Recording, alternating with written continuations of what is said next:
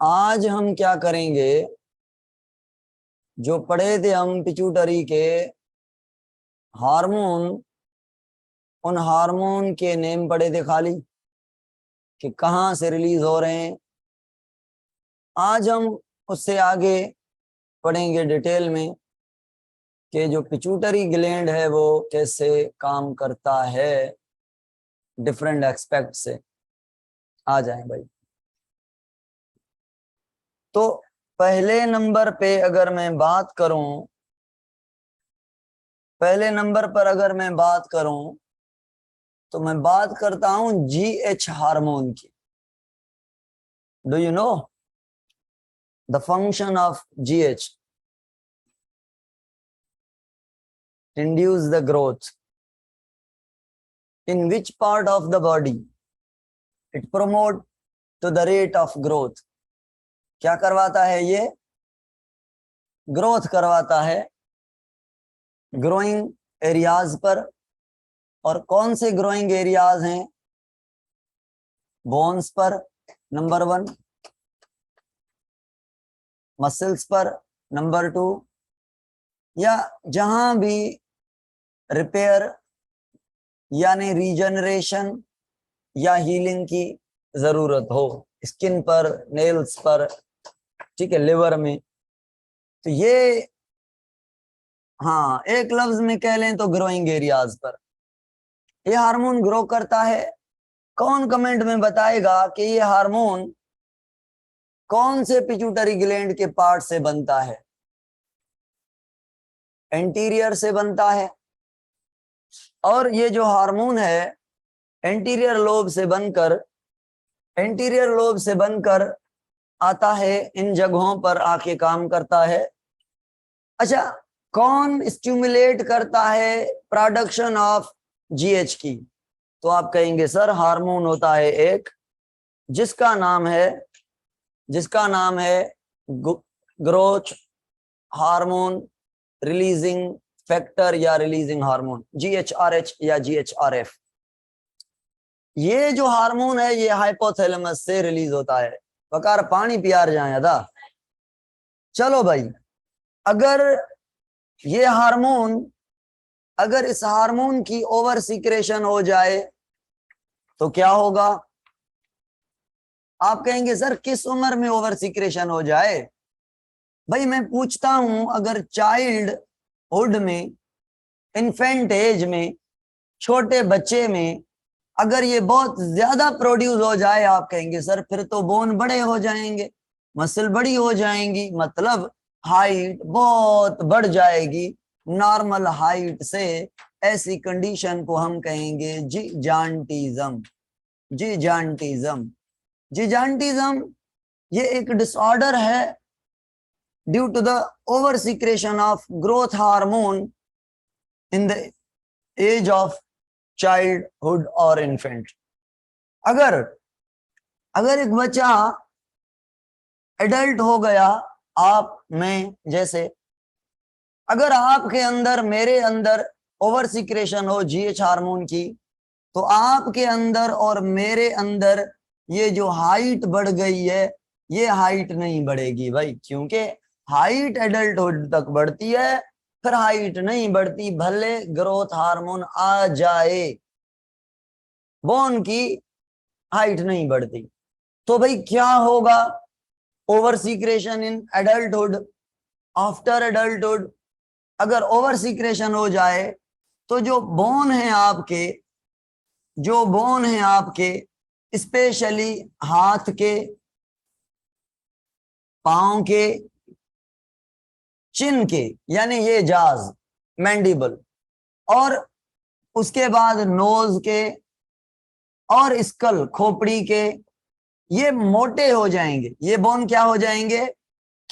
ये bone thick हो जाएंगे, लंबे नहीं होंगे, हाइट इनकी नहीं बढ़ेगी, थिक होते जाएंगे, ग्रो करेंगे। जब ये एडल्टहुड में बोन को थिक करे, हैंड को, फीट को, नोज को, चिन को, स्कल को, यहां पे करता है 18-20 साल के बाद, जब ये ओवर सीक्रेशन हो, तो भाई इस कंडीशन को हम कहते हैं क्या? कमेंट में बताएं क्या कहते हैं। इसे कहते हैं एक्रोमिगैली, एक्रोमिगैली। चलो, अगर अगर भाई इसकी अंडर सीक्रेशन हो जाए, अंडर सीक्रेशन हो जाए, कब? छोटे बच्चे में, कब? चाइल्डहुड में। अंडर सीक्रेशन हो जाए तो मुझे बताएं, अंडर सीक्रेशन के दौरान इसकी हाइट बढ़ेगी? नहीं, कम रहेगी। तो इसका स्कल छोटा होगा, इसकी हाइट छोटी होगी, हाथ इसके छोटे होंगे, पांव इसके छोटे होंगे, शॉर्ट स्ट्रेचर होगा, सारे पार्ट जो हैं शॉर्ट होंगे। ऐसे बंदे को हम कहेंगे क्या? ऐसे कंडीशन को कहेंगे डॉर्फिज्म। ये डॉर्फिज्म है। अच्छा, स्कल छोटा होगा पर ब्रेन पे कोई इफेक्ट नहीं होगा, बड़ा ये ज़हीन होगा, ये ज़हीन होगा, जितना नॉर्मल इसको होना चाहिए उतना ही होगा। कोई इसका और सिस्टम एबनॉर्मल नहीं होगा। ठीक हो गया भाई, ठीक हो गया। तो ये भाई ग्रोथ हार्मोन के रिलेटेड कुछ चीजें थी। अब आगे चलते हैं, आगे चलते हैं एक और चीज पर, एक और हार्मोन पर, जिस हार्मोन का नाम है भाई, कौन से हार्मोन प्रोड्यूस हो रहे थे? यहां से एक जीएच, फिर प्रोलेक्टिन।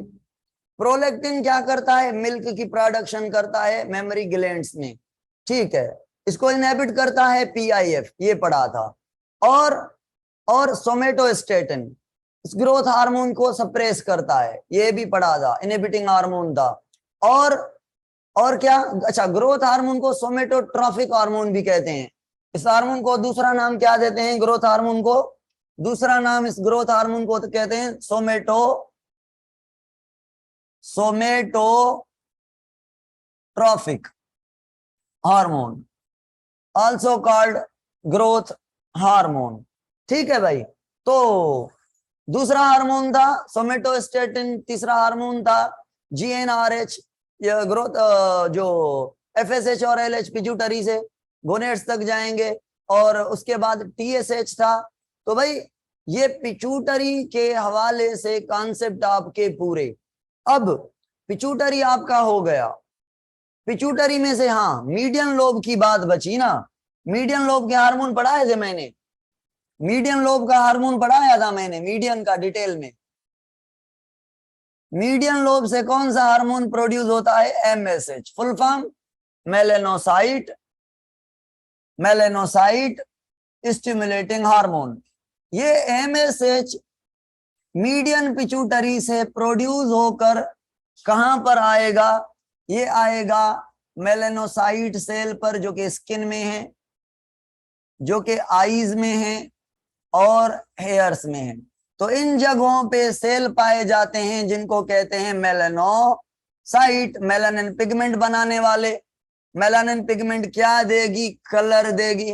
तो स्किन के अंदर भी मेलेनोसाइट है, आईज के अंदर भी मेलेनोसाइट है, हेयर के अंदर भी मेलेनोसाइट है। ये मेलानिन पिगमेंट कब पैदा करेंगे? जब एमएसएच आएगा मीडियन लोब से। मीडियन लोब रिड्यूस्ड है इंसान के अंदर, इसकी जो एवोल्यूशन है ये इतना इवॉल्व नहीं है, ठीक है, ये इतना इवॉल्व नहीं है मीडियन लोब वाला हार्मोन। मीडियन लोब खुद ये एमएसएच जो है ये करवाता है। अगर एक आदमी लाइट के अंदर, लाइट की इंटेंसिटी के अंदर हाई इंटेंसिटी में काम कर रहा है, नंबर 1, या एक प्रेग्नेंट फीमेल है, प्रेग्नेंट फीमेल है, तो इसके अंदर इन दोनों केसेस में एमएसएच की प्रोडक्शन ज्यादा होती है। रीजन बताएं क्यों भाई? सीआरएफ और टीएसएच भी नहीं पढ़ा डिटेल में। We will discuss in detail in the respective topics. We will discuss TSH in thyroid gland, and we will discuss CRF or ACTH in adrenal gland. Don't worry about that. I didn't forget these hormones.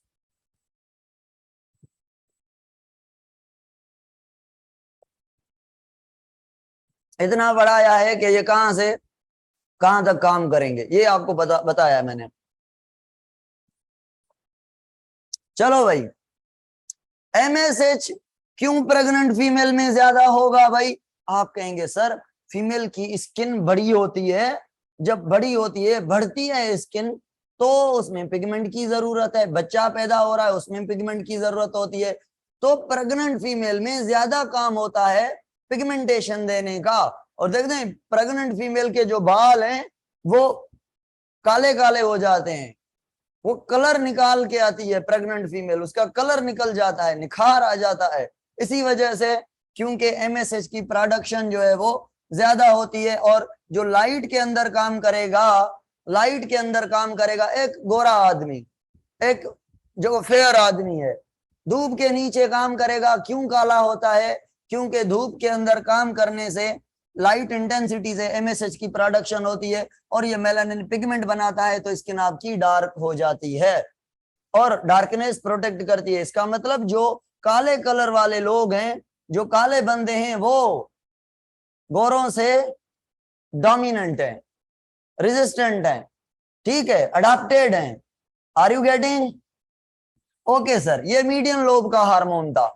उसके अलावा अगर median lobe को छोड़ दें, median lobe के अलावा बचा आपका पोस्टीरियर लोब। अब कौन बताएगा पोस्टीरियर लोब के बारे में कि ये कितने हार्मोन प्रोड्यूस करता है? नहीं भाई, कोई भी प्रोड्यूस नहीं करता, हाँ स्टोर करता है और रिलीज करता है। आप कहेंगे सर ये तो नॉन ग्लैंड्यूलर हो गया, इसको तो ग्लैंड्यूलर नहीं कहेंगे। ग्लैंड्यूलर मतलब जो सिक्रेशन करे, जो खुद अपना बनाए, तो ये नॉन ग्लैंड्यूलर पार्ट है पिट्यूटरी ग्लैंड का, समझ आई? और इसको हमने कहा था न्यूरो हाइपोफाइसिस, क्योंकि इसके अंदर न्यूरॉन की नर्व एंडिंग्स हैं, एक्सॉन के टर्मिनल्स हैं, जहां पे हार्मोन स्टोर हैं। कौन से भाई? हमने पढ़ा था एक हार्मोन का नाम जिसको कहा था ऑक्सीटोसिन, और दूसरे हार्मोन का नाम जिसको हम कहेंगे ADH। ये दो हार्मोन हैं, प्रोड्यूस होते हैं कहां से भाई? ये प्रोड्यूस होते हैं हमारे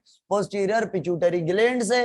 ऑक्सीटोसिन, ऑक्सीटोसिन एक हार्मोन है जो मैं बताता चलूं आपको कि ये फीमेल बॉडी का, ये फीमेल बॉडी का रिप्रोडक्टिव ऑर्गन है, ये फीमेल रिप्रोडक्टिव ऑर्गन है भाई, ठीक है, जिसको हम कहते हैं यूटेरस। ये यूटेरस मान लें, ये यूटेरस के अंदर ये दो ओवरी, ठीक है, ये ओवरी एक, ठीक है, ये ओवरी दूसरी, ये ओविडक्ट, ये यूटेरस है। ये जो यूटेरस की जगह है ना, ये वाली, ये यहां से यहां तक, इसको हम कहते हैं सर्वेक्स। सर्वेक्स, यहां पे बच्चा डेवलप होता है। तो यूटेरस के इस जगह पर, यूटेरस के इस जगह पर, ठीक इस जगह पर, यहां पे भाई, यहां पे या यहां पे, मतलब इससे ऊपर, यहां पे बच्चा डेवलप होता है। इसकी लेयर होते हैं ये बाहर वाली पेरी मेट्रियम, अंदर वाली एंडोमेट्रियम, और बीच वाली, ये बीच वाली मायोमेट्रियम मस्क्यूलर। सुने मेरी बात सुने, ये जो है बीच वाली है मायोमेट्रियम है, बाहर वाली इसको मैंने क्या कहा? बाहर वाली को पेरीमेट्रियम, अंदर वाली को एंडोमेट्रियम। तो एंडोमेट्रियम के साथ बच्चा चिपकता है। अब बात यह है, जब बच्चा यहाँ पे बड़ा होगा, इसका हेड नीचे होगा, पेट ऊपर होगा, टांगे ऊपर होंगी, लपेटी सपेटी पड़ी होंगी पेट के अंदर। जब 9 मंथ प्रेगनेंसी के पूरे होते हैं, यानी 280 डेज, यानी 40 वीक, 40 वीक कह लें, 280 डेज कह लें, या 9 मंथ कह लें। 9 मंथ के पूरे होने के बाद, प्रेगनेंसी के टाइम के पूरे होने के बाद क्या होता है? क्या होता है? बच्चे का जो सर है, बच्चे का जो सर है वो लगता है आके सर्वेक्स पर। प्रेगनेंसी के दौरान ये जो सर्वेक्स है ये बाइंड होता है, ऐसे टाइट होता है इसकी मसल, ताकि बच्चा नीचे गिर न जाए। प्रेगनेंसी को होल्ड करता है ये सर्वेक्स, जिसको कहा, इसकी मसल कॉन्ट्रैक्ट होती है। जब 9 मंथ पूरे होते हैं तो बच्चे का जो सर है वो हिट करता है सर्वेक्स को, फोर्स लगाता है। क्या लगाता है? फोर्स लगाता है। फोर्स जब लगाता है तो सर्वेक्स पर जब बच्चे का फोर्स होता है, ये स्टिम्युलेशन, ये है स्टिम्युलस। स्टिम्युलस क्या है? हेड टच करेगा किसको? किसको टच करेगा बताएं? यूटेरस के, हाँ, यूटेरस के सर्वेक्स को। जब हेड यूटेरस को, सर्वेक्स को टच करेगा तब सर्वेक्स से मैसेज जाएगी, सर्वेक्स से मैसेज जाएगी ब्रेन तक। आपने पढ़ा हुआ है ब्रेन के थैलेमस तक मैसेज जाएगी। थैलेमस पहचानेगा भाई ये तो मैसेज जो है हाइपोथैलेमस की है, रिले सेंटर है। समझ रहे हैं मेरी बात? व्हाट मैं क्या कह रहा हूं, क्या कहना चाह रहा हूं? तो थैलेमस मैसेज देगा किसको? हाइपोथैलेमस को। हाइपोथैलेमस मैसेज देगा पिट्यूटरी ग्लैंड को। कौन से पिट्यूटरी? पोस्टीरियर पिट्यूटरी ग्लैंड को। तो पोस्टीरियर पिट्यूटरी ग्लैंड प्रोड्यूस करेगा ऑक्सीटोसिन। जो ऑक्सीटोसिन है ये आकर यहाँ पे, ये आकर यहाँ पे काम करेगा, यहाँ पे काम करेगा। कहाँ पे? सर्वेक्स पर। ठीक है, सर्वेक्स पर काम करेगा। और ये जो जब सर्वेक्स पर काम करेगा, यूटेरस पर काम करेगा, ये ऑक्सीटोसिन आकर काम करेगा कहाँ पे? यूटेरस पर। क्या करेगा? ये ऊपर वाली जो मसल्स हैं दिख रही हैं आपको, ये इनको कॉन्ट्रैक्ट करवाएगा। इनको जब इनको कॉन्ट्रैक्ट करवाएगा तो बच्चा और नीचे आएगा। देखें, हेड किसने लगाया? बच्चे ने। सर्वेक्स को नीचे जाने की कोशिश कर रहा है बच्चा, यानी बर्थ की कोशिश कर रहा है। तो ऑक्सीटोसिन यहाँ पे काम करेगा ऊपर, तो ऊपर से कॉन्ट्रैक्शन करेगा, बच्चे को और पुश करेगा, और पुश करेगा। मतलब जो चेंज आई है, चेंज क्या है? चेंज क्या है? सर्विक्स को टच करना। टच करना का मतलब पुश करना, ये चेंज है। अब ऑक्सीटोसिन भी क्या कर रहा है? इस पुशिंग फोर्स को बढ़ा रहा है ना? पुश, बच्चे को और नीचे धकेल रहा है, कॉन्ट्रैक्ट करवा के धकेल रहा है। तो मुझे बताएं, मुझे ये बताएं कि ऑक्सीटोसिन ने पॉजिटिव फीडबैक किया या नेगेटिव? बताएं, पॉजिटिव फीडबैक क्या है, नेगेटिव फीडबैक क्या है? पता है? अगर अगर अगर कोई चेंज आए, अगर कोई चेंज आए, यहाँ पे टेम्परेचर है 37, टेम्परेचर हो जाए कितना? 38। ये 38 क्या हो गई? चेंज। या टेम्परेचर हो जाए 36, ये क्या हो गई? चेंज। अब अगर आपका सिस्टम इस टेम्परेचर को और बढ़ा रहा है, अगर कम हुआ है तो और कम कर रहा है, यानी काम कर रहा है पैरेलल टू द चेंज। बढ़ा है, बड़े को बढ़ा रहा है, कम हुआ है, कम हुए को और कम कर रहा है। इसको कहते हैं positive feedback. Response of body parallel to the, similar to the change. पर अगर चेंज के अपोजिट, अगर टेम्परेचर बढ़ गया है तो बॉडी आपके टेम्परेचर को कम करके नॉर्मल तक ले आए, तो कैसे रिस्पांस दिया? आप कहेंगे सर बॉडी ने रिस्पांस किया चेंज के अपोजिट। चेंज क्या थी? चेंज थी कि टेम्परेचर बढ़ रहा है, बॉडी ने क्या रिस्पांस दिया? उसको कम किया। तो जब बॉडी चेंज के अपोजिट रिस्पांस करे, उस फीडबैक को कहते हैं नेगेटिव। अगर, अब कमेंट में बताएं, अगर कम हो गया है, ये चेंज है, ये चेंज है, अब बॉडी अगर इसको बढ़ा के नॉर्मल करती है तो ये कौन सा फीडबैक है? ये भी नेगेटिव है। Very good. अगर बढ़े हुए को बढ़ाए या कम हुए को और कम करे, ये पॉजिटिव है। बुखार पॉजिटिव फीडबैक है। और ये बच्चे की जो बर्थ है, जिसको हम लेबरिंग कहते हैं, क्या करवाता है? ये लेबर करवाता है। लेबर का मतलब क्या है? लेबर का मतलब है बर्थ। और पता है, बच्चे की बर्थ हो जाती है फिर भी ऑक्सीटोसिन कॉन्ट्रैक्शन करवाता है। क्यों? आप कहेंगे सर करवाएगा ना। क्यों करवाएगा भाई? आप कहेंगे सर ये नहीं देख रहे हैं नीला नीला पिंक वाला, ये देख रहे हैं, ये बच्चे और प्लेसेंटा है, बच्चे और माँ के बीच कनेक्शन, इसको भी तो निकालना है, इस प्लेसेंटा को भी तो निकालना है, इस प्लेसेंटा को निकालना है। तो बच्चा तो निकल गया। अब आधे घंटे के बाद ये और मतलब कंटिन्यू कॉन्ट्रैक्शन करता है, जब तक प्लेसेंटा भी नहीं निकलता तब तक ऑक्सीटोसिन काम करता है। स्टिमुलस क्या थी? पुश करना। पुश किसने किया? बच्चे ने। बच्चा पैदा हो गया, फिर पुश कौन कर रहा है? प्लेसेंटा। प्लेसेंटा को भी निकाल कर फिर कहेगा स्टिमुलस ही नहीं है, क्या निकालूं? अब बच्चा भी गया, प्लेसेंटा भी गया। Placenta is a connection between baby and mother. Mother और बेबी के बीच जो कनेक्शन होता है उसे प्लेसेंटा कहते हैं। सिमरन ठीक है? समझ आया? कनेक्शन जिसके थ्रू ट्रांसफर होता है फूड बच्चे और माँ के बीच। तो उस प्लेसेंटा को भी निकालना ऑक्सीटोसिन का। अगर प्लेसेंटा निकल गया तो स्टिमुलस बची, स्टिमुलस नहीं बची तो ऑक्सीटोसिन बंद हो जाता है। प्लेसेंटा को भी रिमूव करता है। तो बच्चे और प्लेसेंटा के निकलने को मिला के हम कहते हैं लेबर।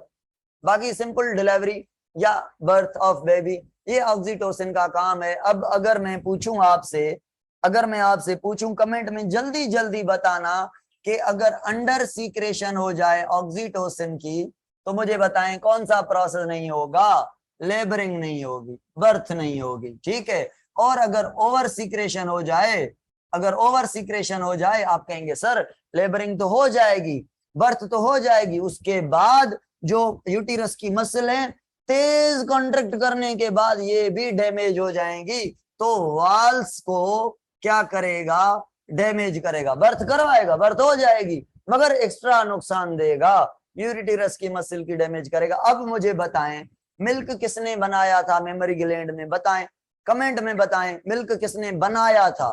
प्रोलैक्टिन ने। नहीं बताया आपने, अच्छा बता रहे हैं प्रोलैक्टिन ने, वेरी गुड, प्रियंका बता रही है, ठीक है, सिद्धांत सारे बता रहे हैं प्रोलैक्टिन ने। अब जैसे ना बच्चा फीडिंग स्टार्ट करता है, जैसे बच्चा फीडिंग स्टार्ट करता है, सक करता है मिल्क को, तो ये स्टिम्युलस है। स्टिम्युलस क्या है? बच्चे का सक करना, ये स्टिम्युलस हो गई। अब जैसे बच्चा मिल्क को सक करता है ऑक्सीटोसिन प्रोड्यूस होता है। ऑक्सीटोसिन एक काम कर रहा है लेबरिंग में, और दूसरा ऑक्सीटोसिन का दूसरा काम कौन सा है? दूसरा काम है मिल्क को रिमूव करवाना, मिल्क को रिलीज करवाना। तो क्या करेगा? आप कहेंगे सर मिल्क की जो नालियां है ना, डक्ट है ना, उनको डायलेट करता है। कब? जब बच्चा स्टार्ट करता है फीडिंग, ये ऑक्सीटोसिन आकर मिल्क की डक्ट को डायलेट करता है ताकि तगड़ा तगड़ा मिल्क मिल जाए बच्चे को। तो दो काम हो गए ऑक्सीटोसिन के, बच्चे की बर्थ करवाना, लेबरिंग करवाना, और दूसरा मिल्क को रिमूव करवाना। अगर अंडर सीक्रेशन है तो मिल्क इजेक्यूलेट होगा नहीं होगा? भाई समझ गए। अब आ जाएं ADH पर। जो ADH आपका हार्मोन है, जो ADH हार्मोन है आपका, बड़ा प्यारा सा हार्मोन है। ADH जो हार्मोन है प्यारे से प्यारा हार्मोन है। क्यों इसको ADH कहा है? गौर से सुने। ADH का फुल फॉर्म है एंटी, ADH का फुल फॉर्म है एंटी। D का मतलब है डायूरेटिक, और H का मतलब है हार्मोन। यानी ये जो हार्मोन है किसके एंटी है? डायूरेसिस। डायूरेटिक मतलब किसको कहते हैं? जब यूरिन ज्यादा पैदा हो, जब यूरिन ज्यादा प्रोड्यूस हो जाए उस कंडीशन को कहते हैं डायूरेसिस। तो ये उसके क्या है? खिलाफ। यानी ज्यादा यूरिन पैदा होने, बताएं तो ना कैसे काम चलेगा? नहीं देगा, ज्यादा यूरिन को प्रोड्यूस होने नहीं देगा। तो भाई यूरिन किसका बना हुआ है पहले समझें तो। यूरिन को तो समझें। आप कहेंगे सर सिंपल सी बात है, जो यूरिन है वो दो चीजों का बना होता है। सिंपल मैं कह रहा हूं, वाटर और उसके साथ सॉल्यूट साल्ट, ठीक है, वाटर और साल्ट। जब यूरिन ज्यादा है तो मुझे बताएं उसमें क्या ज्यादा है, पानी या साल्ट? साल्ट से यूरिन ज्यादा होगा या पानी से? पानी से। तो जब यूरिन ज्यादा होगा उस यूरिन को पता है क्या कहते हैं? Dilute urine. क्या? Dilute urine. अब मुझे बताएं डायूरिसिस होने देगा? डायूरिसिस मतलब ज्यादा यूरिन प्रोड्यूस होना, नहीं। क्या डाइल्यूट यूरिन पैदा करने देगा? नहीं। वही तो सेम तो बात है, नहीं। क्या करेगा? ये डाइल्यूट यूरिन यानी पानी ज्यादा वाला नहीं बनने देगा। क्यों भाई? अब आप कहेंगे सर बात ये है कि ये प्रोड्यूस ही तब होता है, कब होता है भाई? समझाएं तो सर। आप कहेंगे सर ये होता है at the time of dehydration. जब आपके बॉडी में पानी की कमी हो जाए, 1 मिनट पानी पी लूं वाकई ना कमी हो जाए, ADH ना आ जाए। अदा पानी पिया। हाँ भाई, हाँ ना भाई, ये बड़ा बड़ा काम वाला हार्मोन है। चलो, डिहाइड्रेशन। सपोज करें आपको रोजा है, फास्टिंग पे हैं, यहाँ पे कैसे इलाके में गए हैं, डिजर्ट में गए हैं कि आपको वहां पे क्या नहीं मिल रहा? पानी नहीं मिल रहा। तो भाई अगर नॉर्मली नहीं प्रेजेंट होगा ये, अगर आपको पानी नहीं मिल रहा तो यूरिन पैदा होगा। पानी जो नहीं पिएंगे यूरिन पैदा होगा। कहाँ जाएगा पानी? आप कहेंगे सर पानी ज्यादा पिएंगे तो यूरिन बनेगा, अगर पानी नहीं पिएंगे तो ब्लड में यूरिन जो बनाएंगे तो ब्लड से निकालेंगे ना। यूरिन कहां से बनता है, ब्लड जाती है किडनी में, उस ब्लड में से एक्स्ट्रा वाटर निकाला जाता है, जब मिल ही नहीं रहा तो एक्स्ट्रा कहां है।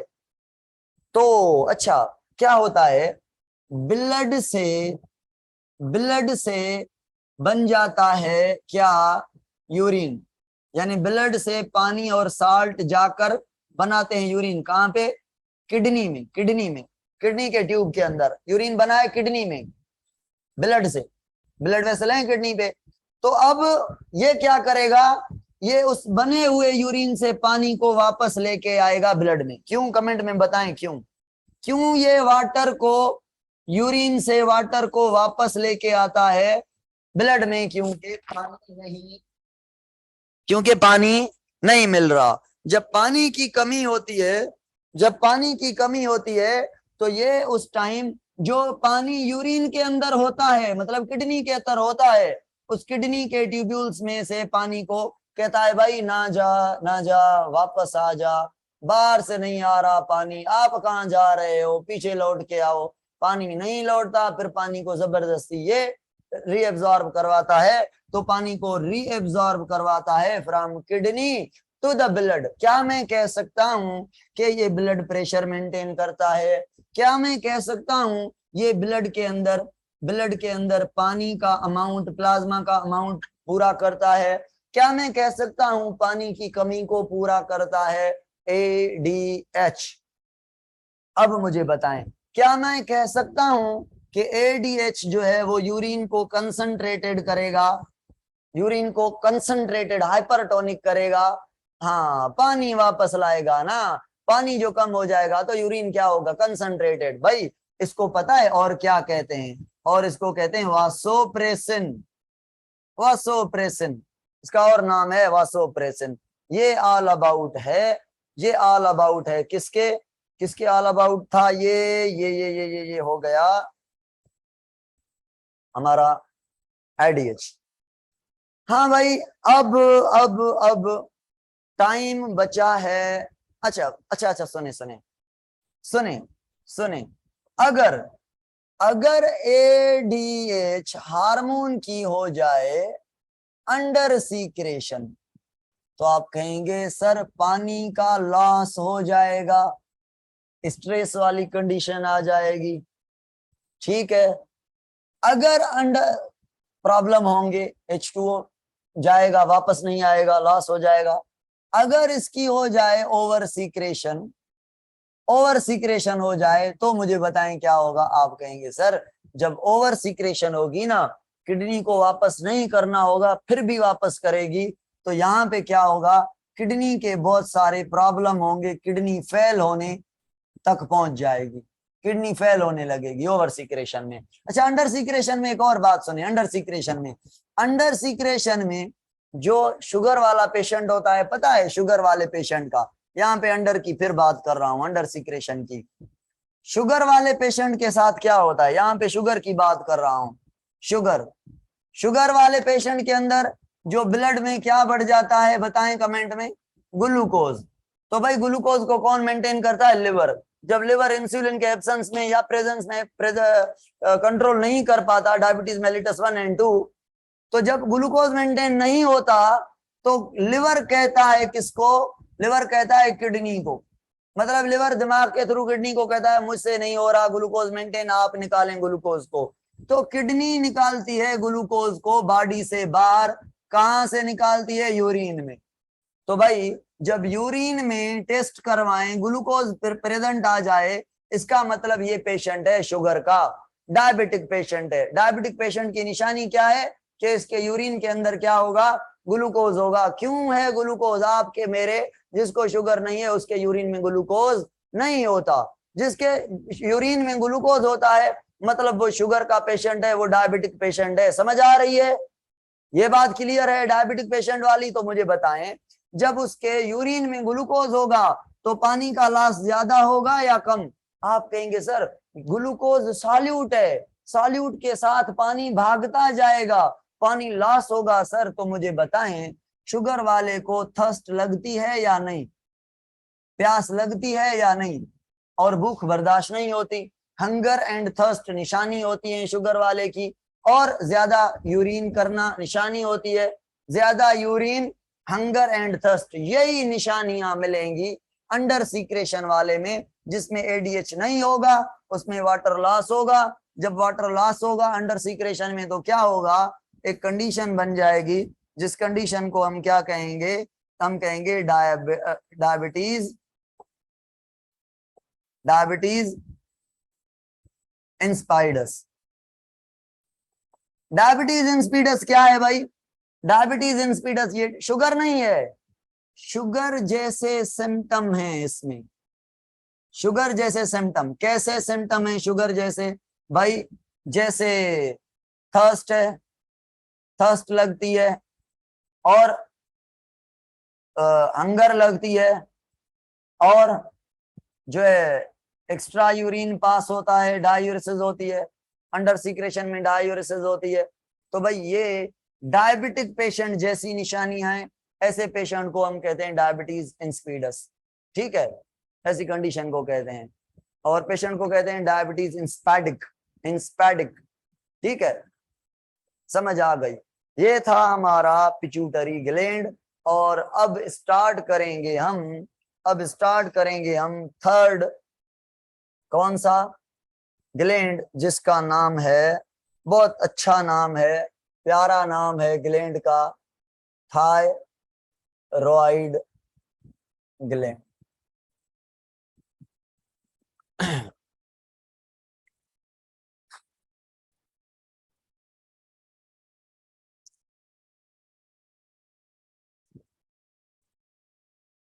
क्या कह रहे हैं समझ नहीं आ रही मुझे। वेरी में हार्मोन था। सिद्धांत, व्हाट यू वांट टू से? भाई सुने, 10 मिनट पड़े हैं, थायराइड ग्लैंड का ओवरव्यू लेते हैं, थायराइड ग्लैंड का ओवरव्यू लेते हैं, और ओवरव्यू लेकर स्लाइड बैक कर ली भाई। हाँ, मेन हार्मोन था ADH, very main hormone, very important hormone है। चलो चलो चलो चलो चलो आगे चलो। थायराइड, ये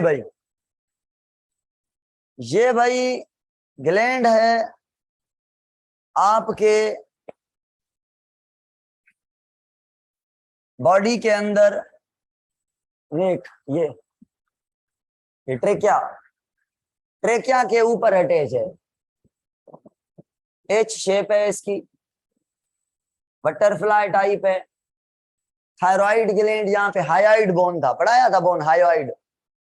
उस हायोइड बोन से नीचे, लैरिंक्स से नीचे, लैरिंक्स से नीचे ट्रेकिया के ऊपर चिपका हुआ है। 2 लोब हैं इसके, 2 लोब हैं, दोनों लोब ट्रेकिया पर चिपके हुए हैं, दोनों लोब आपस में कनेक्ट हैं। देखिए दिखाता हूं मैं, ये देख लें गौर से, ये ग्लैंड है भाई, ये ग्लैंड है, एच शेप है, बटरफ्लाई है। कहां पे चिपका हुआ है देखें, ये आपका थायराइड कार्टिलेज है, इस कार्टिलेज के नीचे, यानी ये ट्रेकिया है, ये वाला ये ट्रेकिया है, ये ट्रेकिया जा रहा है, ये ट्रेकिया है।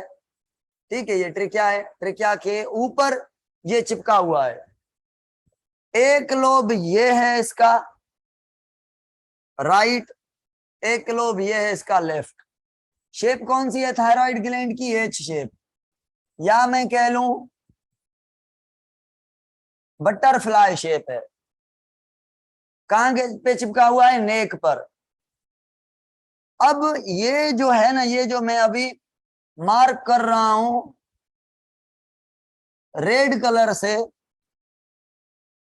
ये पिंक कलर से, ये जो एरिया नजर आ रहा है, ये कहते हैं connection, between right and left lobe, ये ब्रिज है, इस ब्रिज को हम कहते हैं इस्थमस। यहां पे नहीं लिखा हुआ, नहीं है, इसको कहते हैं इस्थमस।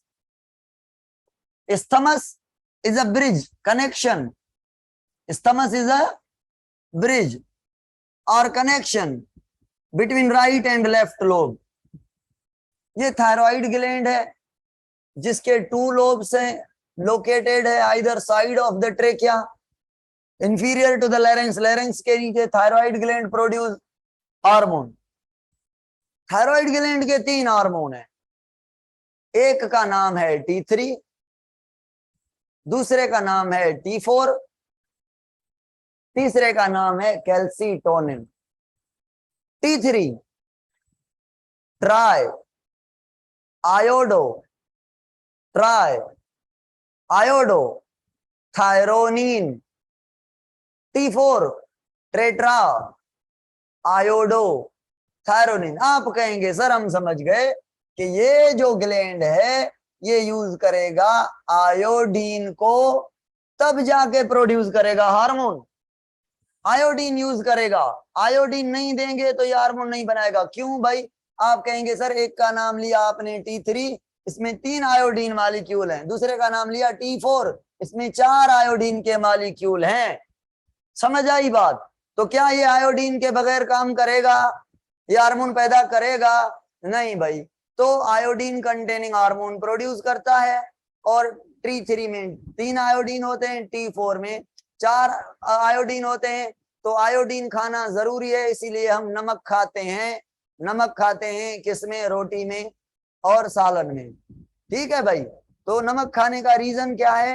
एक तो ब्लड प्रेशर वगैरह मेंटेन करता है, द मेन फंडामेंटल फंक्शन के ये थायराइड ग्लैंड को काम करने में आसानी देता है। थायराइड ग्लैंड, थायराइड जो ग्लैंड है हमारा, ये काम क्या करता है? अगर एक लफ्ज में मैं इसके काम लिख लूं तो भाई मैं लिखूंगा कि ये सारे जो बॉडी के मेटाबॉलिज्म है वो करता है, सारे जो मेटाबॉलिज्म है ये थायराइड ग्लैंड करता है। अब आप बताएं मुझे, अब आप मुझे बताएं T3 और T4 के काम बता रहा हूं मैं। T3 और T4 के, कैल्सीटोनिन का काम है कैल्शियम बैलेंस करना। T3 और T4 में, T4 को थायरोक्सिन हार्मोन भी कहते हैं, थायरोक्सिन। T4 को और क्या कहते हैं? थायरोक्सिन हार्मोन भी कहते हैं। किसको? T4 को। अच्छा छोड़ें ये बात, सुने, क्या मैं कह सकता हूं कि ये प्रोमोट करेगा मेटाबॉलिक रेट? हाँ भाई, काम ही ये है, मेटाबॉलिज्म बढ़ाएगा। बता दे जाएं जल्दी, क्या ये T3 और T4 एनहेंस करेंगे ग्लूकोज का ब्रेकडाउन? ग्लूकोज की ब्रेकडाउन करेंगे तो एनर्जी मिलेगी ना, बाकी मेटाबॉलिज्म कैसे होंगे, रिएक्शन कैसे होंगे? क्या ये करेगा? अगर एक्स्ट्रा ग्लूकोज होगा तो कोलेस्ट्रॉल की फॉर्मेशन लिवर में। हाँ। क्या ये प्रोमोट करेगा? हाँ, ये बात याद रखनी है। याद क्या रखना है? क्या याद रखना है कि ये 6 काम याद रख लें, 6-7 काम है इसके। मेटाबॉलिज्म करवाता है, ग्लूकोज को ब्रेक करता है, कोलेस्ट्रॉल को तोड़ता है, कोलेस्ट्रॉल को बनाता है लिवर में, नर्वस सिस्टम को बनाता है और मैच्योर करता है, स्केलेटल सिस्टम को बनाता है, आपकी हड्डियों को, और मस्क्यूलर सिस्टम को बनाता है, और उसकी फंक्शनिंग भी थायराइड ग्लैंड कंट्रोल करता है। और आपका जो जीआईटी ट्रैक है, जो जीआईटी ट्रैक है उसकी मूवमेंट, पेरिस्टालिसिस को भी ये कंट्रोल करता है। देखें, ये मैं फिर रिपीट कर रहा हूं। प्रोमोट करेगा मेटाबॉलिज्म, ग्लूकोज को ब्रेक करेगा, कोलेस्ट्रॉल बनाएगा, promote the development of nervous system in foetus. जाहिर बात है, फीटस एज और इन्फेंट एज में नर्वस सिस्टम बनता है।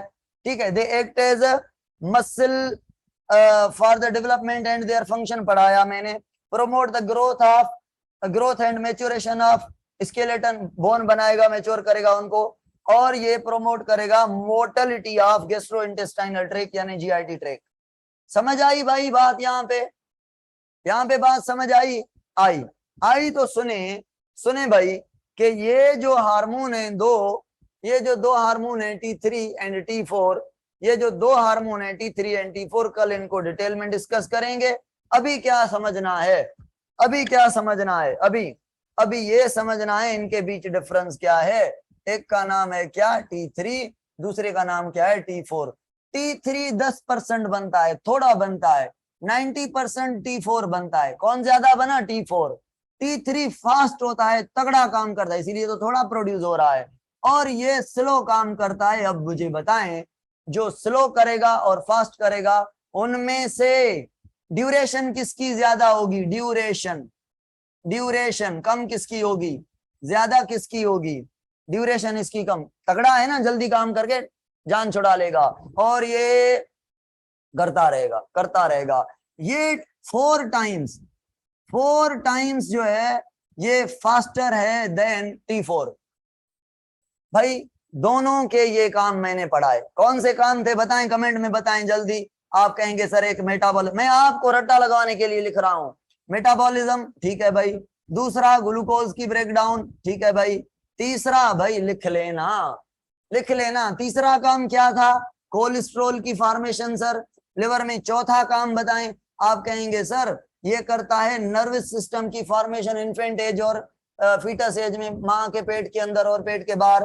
पांचवा काम भाई आप कहेंगे सर मसल को बनाता है और उनके फंक्शन। छठा काम आप कहेंगे सर ये जो आपका स्केलेटल सिस्टम है उसको बनाता है और मैच्योर करता है। और सातवां काम GIT ट्रैक की मूवमेंट करवाता है। ये हमने पढ़ा। कल इससे आगे पढ़ेंगे। अभी फर्स्ट ईयर का पीरियड लेना है मुझे, टाइम बचाए पूरे 40 मिनट, 40-45 मिनट में फर्स्ट ईयर को दे दूं। वहां पे भी आज लंबा सा टॉपिक है, कार्बोहाइड्रेट पढ़ाना है। ओके, आज के लिए इतना काफी है ना। Good luck. यहाँ पे याद करें, कल हम पढ़ेंगे अगर थायराइड हार्मोन प्रोड्यूस ना करे तो हाइपोथायराइडिज्म कहेंगे। अगर कार्बोहाइड्रेट इजी हैं तो मुझे बताएं एपीमर क्या है भाई, एनोमर्स क्या है भाई, हाँ अल्फा और बीटा ग्लूकोज में फर्क क्या है भाई, मुझे बताएं। हाँ, रिंग कैसे बनेगी, कौन कौन से कार्बन रिंग बनाएंगे? हाँ,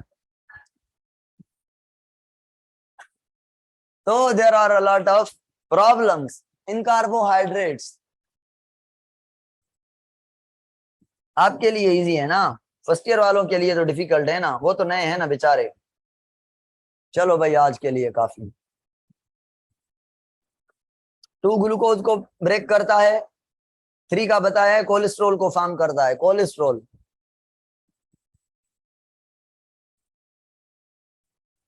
wish you all the best.